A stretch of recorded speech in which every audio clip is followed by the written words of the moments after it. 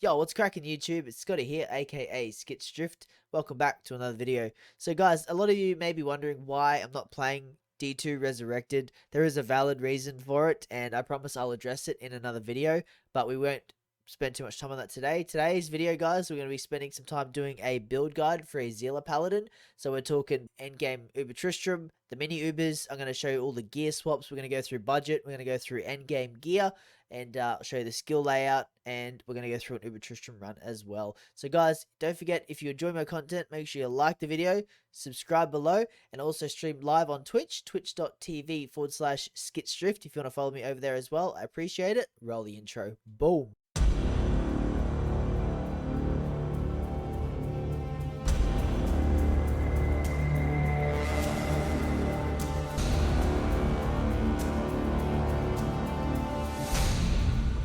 So it begins.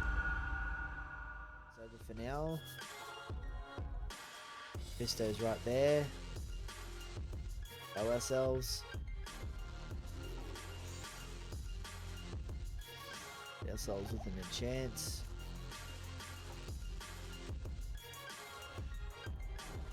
Alright, where's Mephisto?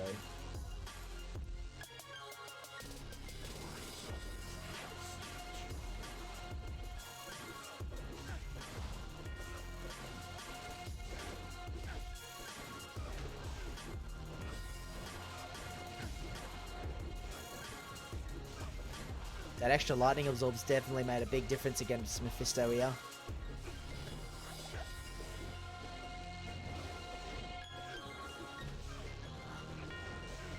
I could probably put the T-Gods on as well for extra lightning resistance. Probably will do that next run actually, just to be safe.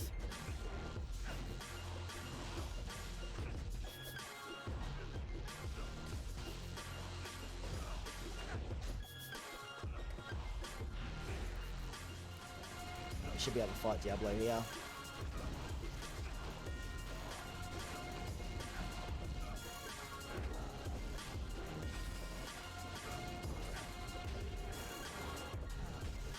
Hey, welcome back, Raz. Oh my god, Raz, you missed out so hard, bro. So hard. I won a burr, Raz, in a casino, dude. We were doing casinos on live stream, man. Unbelievable. Dude, it was so much fun. Sorry guys, I missed a couple of your comments there. Let me scroll back up in a second. Get your comments.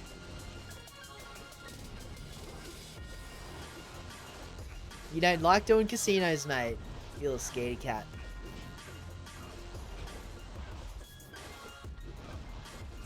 I don't gamble with marbles. You gotta live a bit, bro. Very much appreciated, guys. Thank you so much.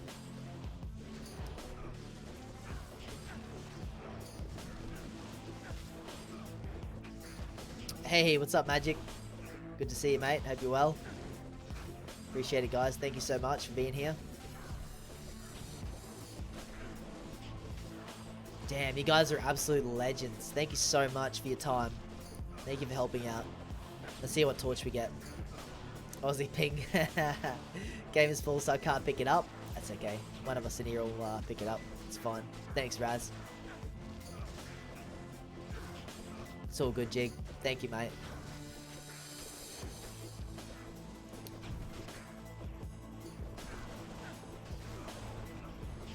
Alright, Bale's almost dead. If it makes you guys feel any better, I'm on 62 ping.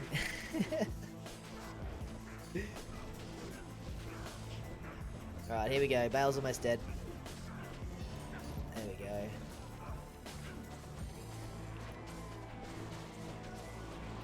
Alright, let's see what torch we got. It is so welcome back, guys. So we're going to jump straight into the gear right now. So I'm going to show you the budget setup, and then we'll talk through some different theory crafting ideas of what you can use in slot. So overall, you can set up a Zealot character, you know, around 3-4 high runes. You can get a pretty good Zealot going. It's getting late in the season now. Obviously, with D2 Resurrected coming out, we've noticed trades have dropped significantly. So getting some of these items can prove to be quite difficult. But, you know, early season, it's quite easy to obtain all these items. So first, we're going to start with the weapon. So of course, we're using the Death in a Eth Berserker Axe. So this is arguably best in slot unless you can find an EDC, Eth Death Cleaver with a good corruption, be it 4 sockets or, ED attack rating or ED Deadly Strike. There's lots of different corruptions you can get, but that's a best in slot for a Zealer build. But secondly, you've got the Death. So the most expensive part of this is actually the base that it's made in. So an Eth Berserker Axe, even to today, like in our ladder today, you'll fetch upwards of 1 high rune. So you can pick them up cheaper though. Obviously you can find them yourself as well, but they are very rare to find. So 5 socket Eth Berserker Axe. To make a Death, you got Hell, Vex, Ort, Gull. So it's a very cheap rune word to make. So Death. The other thing you can use is also a Eth Razor's Edge. Is pretty good as well as a budget option. Obviously non-Eth, you're just going to lose damage and it's going to take you longer to kill Tristram, and that's going to create a higher risk of dying because you're going to be using more potions, especially against Mephisto. So time to kill is very important with a Zealer, so the most damage you can output, the better your build will be, faster you can kill. So next thing we're going to move on to now is our armor. So we're using a 4 socket Black Hades with a random faster run walk corruption. It has 4 runes in it for 60 all res. Now this is cheap man's code basically. So it gives 191% damage to demons, so it rolls 160 to 225. It rolls 3 to 4 sockets for the Black Hades armor, and that gives us the opportunity to put res in there basically. So obviously the best in slot thing is the Chains of Honor, because you get life leech, you get DR, you get resistances, you get damage to demons, you get 2 all skills, get magic find, you get strength. There's lots of benefits to running a Chains of Honor, so that is best in slot. But budget option, Black Hades, nice and cheap. Pick them up for a couple of Wellstone shards. 4 runes in there is the most expensive part of this. So that's your armor. Other armor you can use a G Angel if you can get something with some decent sockets. You might be able to get one with a res corruption with 1 socket to put another rune in it. Yeah, so that's another option that you have as well. Next, we're using our High Lord's Amulet. There's no other amulet really to use here, apart from maybe you might want to run an Atmas for the amp damage proc, as long as you can get the IAS, which I forgot to mention. So IAS for Death is 60. So you need 60 increased attack speed to hit the max Zeal breakpoint for a Zealer with level 20 for Nat. Alright, so 60 increased attack speed. Some people like to make a Death in an Etten Axe as well, so Etten has a higher average damage. It's slower. So you need 82 IAS to hit the max breakpoint with an Etten Axe. So that means that on your gloves, you're going to need to go for an IAS corruption, and you're going to need IAS corruption on your belt as well to make up the difference in IAS. So helmet we're using is a Vamp Gaze. We've gone for a 2 socket here. It's a low DR, 16%. We've gone for the 8 life leech. I've just put 2 IAS jewels in here to hit our 60 IAS breakpoint. The random jewels, I think this one's got 17 ED on it, 15 IAS, and this other one's got some poison res on it, I believe, so pretty random. Shield, we're using the Headhunter's Glory. This is arguably best in slot, even over an Exile. So, reason why, again, it's got that 16% chance to cast level 15 amp damage on attack. What that does, it basically strips down the defense of the Ubers, the mini Ubers, PVM, if you're doing maps, whatever. It strips down the defense to basically nothing. So your attack rating, you have a higher chance to hit them, you're leeching, and it just kills them so much faster. Secondly, faster run walk on there, which is nice for mobility. It's got 400, it rolls 280 to 445 flat attack rating. Now with the recent nerfs to attack rating scaling in PD2 Season 3, flat attack rating is very important now. So and then you've got the massive amounts of resistances that the shield gives. So 3 sockets. I opted for one that had a lightning res corruption, so we got extra lightning res corruption on there. So as you can see, 103 lightning res, 91 fire res, 96 poison, and 66 cold res just from the 3 runes. So really strong. Gore Rider boots here. I don't need to say anything else about the Gore Rider boots. We want the deadly strike. The crushing blow is okay. The open wounds, yeah, there's no other boots really you can use here. Gore's are best in slot. We're using dual Ravenfrost rings for the cold absorb. So 10 cold absorb here, 10 cold absorb here against Bale. So Bale has a very strong cold wave now in Season 3, so he does a lot of damage. So it's very important to stack cold absorb. You could run also a Dwarf Star here as well for the fire absorb. The increased chance of blocking life, just to help, give you a bit more survivability against Diablo, but I never found an issue with that. It was more the issue against Bale, so that's why I chose to stack 2 Ravenfrosts. And of course, we're using the Drachel's Grasp, the IAS, the Life Leech, the Strength, the Open Wounds. Very, very strong gloves here. You could use Laying of Hands as well with a Life Leech Corruption or something like that for the extra damage to demons if you wanted to do more damage. And then we have the String of Ears again for the Life Leech, the DR, all res corruption on this belt.